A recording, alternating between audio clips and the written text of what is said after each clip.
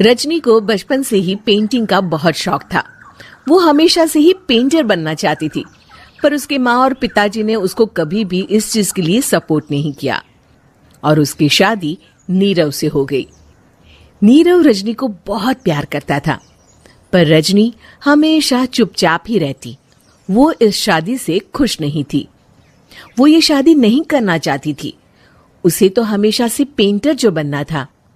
अपने इस सपने को वो नहीं पूरा कर पाई, इसलिए वो हमेशा उदास रहती थी। रजनी, बहुत ही बढ़िया फिल्म लगी है, कल देखने चले? नहीं जी, कल मुझे बहुत काम है, मैं नहीं जा पाऊंगी। अच्छा तो कोई बात नहीं, संडे को चलते हैं। देखिए, मुझे फिल्म देखना पसंद नहीं है। आपको जाना है तो चले जाइए। नीरव को मना करके रजनी वहां से चली जाती है और अपने बैग को खोलकर उसमें बंद पड़े ब्रश और कलर्स को देखकर रोने लगती है। रजनी, चलो ना कहीं बाहर खाने चलते हैं, कुछ तुम्हारी पसंद का। जी, मुझे नहीं जाना, मेरी तबीयत ठीक नहीं है। रजनी वहां से चली जाती है। नीरव को समझ नहीं आता कि रजनी उससे इतना दूर क्यों रहती है। वो जब भी उसके साथ वक्त बिताना चाहता है, रजनी कोई ना कोई बहाना बना देती है। एक दिन घर पर कोई नहीं था। रजनी घर का सारा काम जल्दी से खत्म कर लेती है। घर पर अकेले होने के कारण वो सोचती है कि वो आज पेंटिंग करेगी। वो अपने कमरे में जाकर पेंट ब्रशेस और कलर्स निकालकर जैसे ही कलर मिक्स कर रही होती है कि दरवाजे पर बेल बज जाती है। अब कौन आ गया इस वक्त? इतनी मुश्किल से तो मुझे पेंट करने का मौका मिला है। रजनी दरवाजा खोलती है तो उसकी सास अपनी सहेलियों के साथ खड़ी होती है और सब घर के अंदर आ जाते हैं। अरे बहू, सबको शरबत बनाकर पिला दे, बाहर तो बड़ी गर्मी है। उफ। जी। रजनी पेंट ना कर पाने से उदास हो जाती है। उसे गुस्सा भी आ रहा होता है कि उसने इस शादी के लिए हाँ क्यों कह दी। वो रसोई में जा रही होती है कि उसकी सास उसे रोकती है।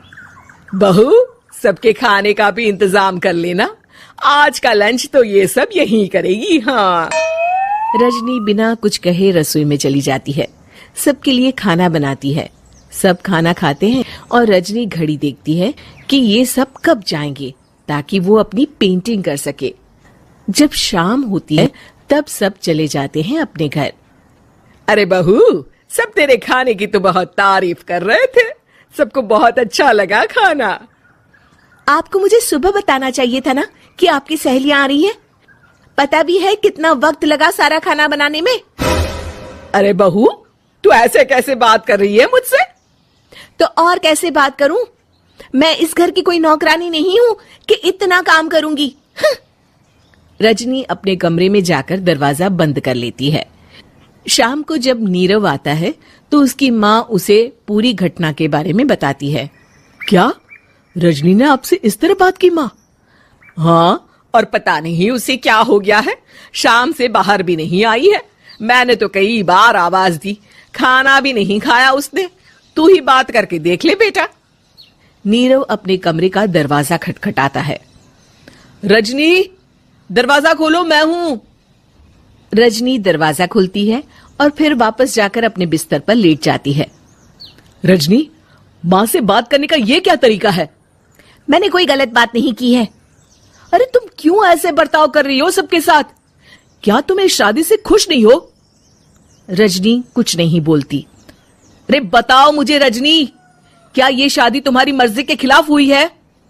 हाँ, मैं ये शादी कभी नहीं करना चाहती थी। तुमसे क्या, मैं किसी से भी शादी नहीं करना चाहती थी। रजनी रोने लगती है। चुप हो जाओ रजनी, बताओ मुझे, तुम क्यों नहीं करना चाहती थी शादी? रजनी बेड के नीचे से अपने पेंटिंग्स, कलर्स, ब्रश, पेपर्स निकालती है। इतने में उसकी सास भी कमरे में आ जाती है। ये देख रहे हो, ये थे मेरे सपने। मैं पेंटर बनना चाहती थी, पर माँ पापा ने कभी सपोर्ट नहीं किया और मेरी शादी करवा दी। मेरे सारे सपने टूट गए। हर वक्त बस गुस्सा आता रहता है मुझे। मैं जानती हूँ कि आप लोगों की इसमें कोई गलती नहीं है, पर मैं क्या करूं, मुझे समझ में नहीं आता।